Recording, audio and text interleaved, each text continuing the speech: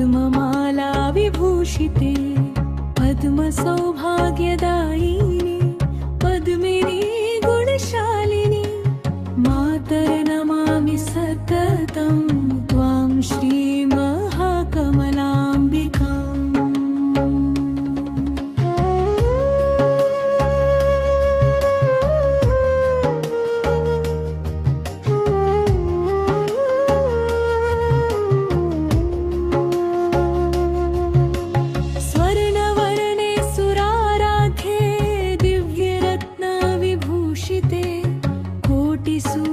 समप्रख्ये चन्द्रकोटिसुशीतले दारिद्र्यदावदहने भक्तरक्षाविधायिनि मातर्नमामि सततं त्वां श्रीमहाकमलाम्बिकाम्। वेदवन्दे जगन्माते विष्णुवक्षस्थलालये योगिनां ध्यानगम्ये त्वं सिद्धिविद्याप्रदायिनी धर्मार्थकाममोक्षाणां मूलभूते सनातनी मातर्नमामि सततं त्वां श्रीमहाकमलाम्बिकाम्।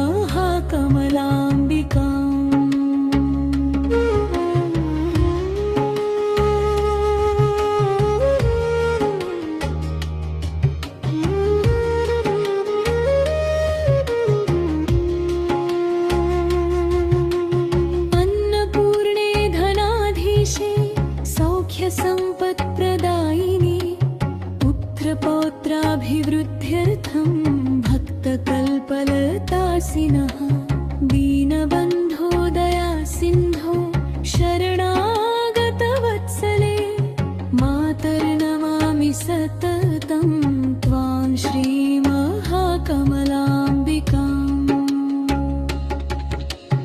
यत्र ते चरणद्वन्द्वं लक्ष्मी स्थिरा सदा यत्र ते नाम संकीर्तिः तत्र सिद्धिर्न संशयः यत्र ते भक्तिभावोऽस्ति तत्र नास्ति पराभवः मातर्नमामि सततं त्वां श्रीमहाकमलाम्बिकाम्।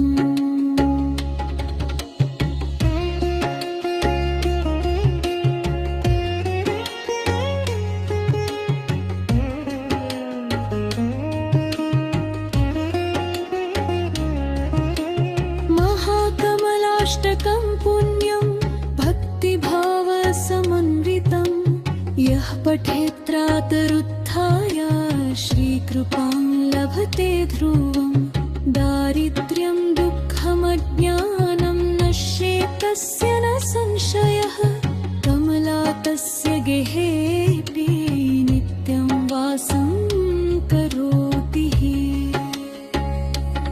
इति श्रीमहाकमलाष्टकं सम्पूर्णम्।